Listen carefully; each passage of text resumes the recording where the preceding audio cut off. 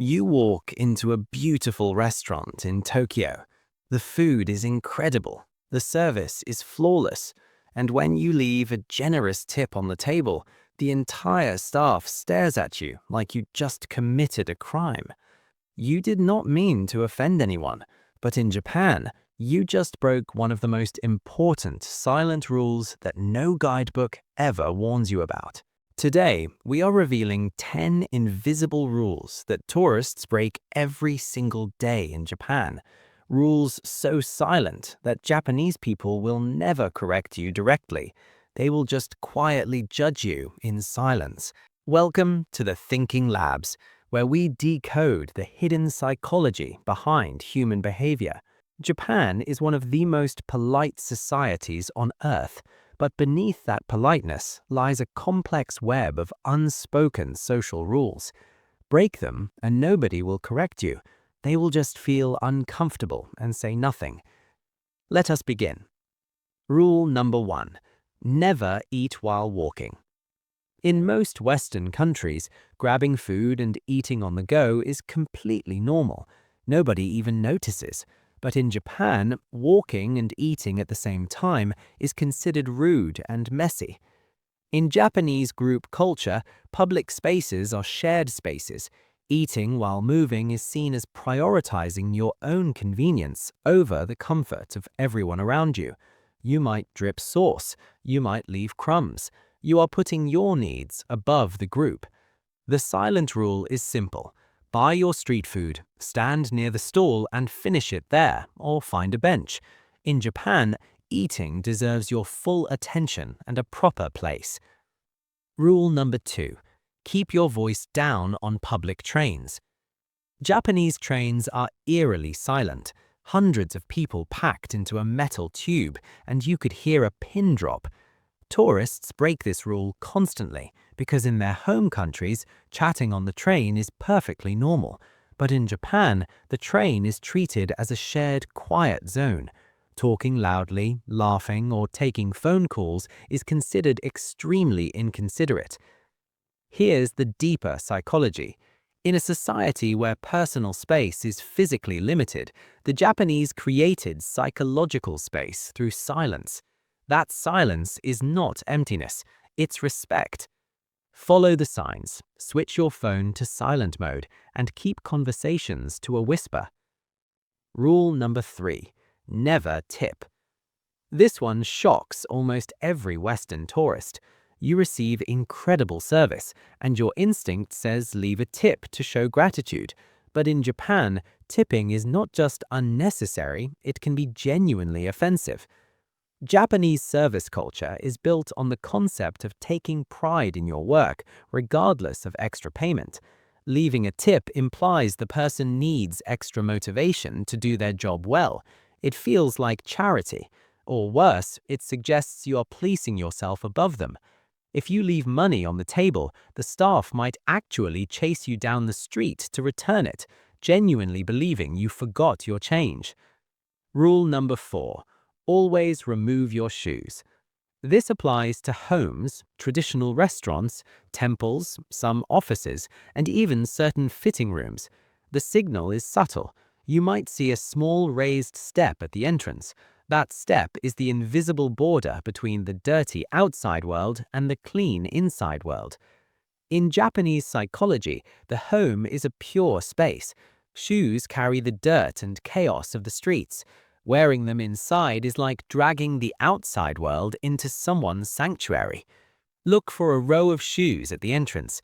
If you see them, take yours off immediately. And here's a detail most tourists miss. Sometimes there are separate slippers just for the bathroom. Never wear those anywhere else in the house. Rule number 5. Do not blow your nose in public. In Western countries, blowing your nose into a tissue is normal and even considered hygienic. But in Japan, the loud sound of someone blowing their nose on a quiet train is considered genuinely disgusting. The preferred approach is to sniffle quietly until you find a private space like a restroom. This surprises tourists who find constant sniffling more annoying, but in Japan, the hierarchy of discomfort is completely reversed. The psychology connects to a core Japanese value. Do not impose your bodily functions on the group. Your body is your private matter. Keep it that way. Rule number 6. Never stick your chopsticks upright in a bowl of rice.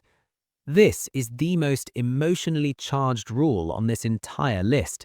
When you stick chopsticks vertically into rice, it looks exactly like incense sticks placed in rice at Japanese funerals as an offering to the dead. Doing this at a dinner table is like placing a symbol of death in the middle of a meal. Japanese people will not yell at you, but they will feel a genuine chill of discomfort. There are other chopstick mistakes too. Passing food directly from your chopsticks to another person's chopsticks mirrors a funeral ritual. Pointing at people with chopsticks is considered aggressive. When in doubt, rest them on the holder provided. Rule number 7. Respect the line. Japanese people are arguably the best queue formers on earth. They line up for trains, buses, elevators, restaurants, and even vending machines with mathematical precision. Cutting in line or standing in the wrong position is noticed immediately. Nobody will say anything directly, but the silent judgment is intense. This reflects one of the deepest values in Japanese society: fairness through order.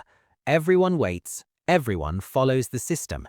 Skipping the line signals that you believe your time is more valuable than everyone else's.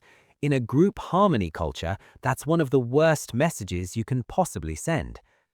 Rule number 8. Avoid physical contact.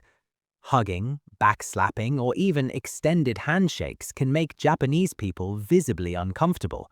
Japan is a low-contact culture. Personal space is maintained through physical distance and the bow. Tourists from cultures that use touch to express warmth often struggle with this, but in Japan, the same touch can feel like an invasion of personal boundaries. The bow is not a cold replacement for a handshake, it's a sophisticated communication tool.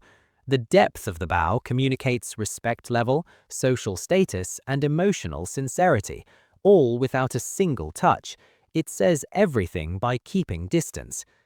Rule number 9. Never pour your own drink.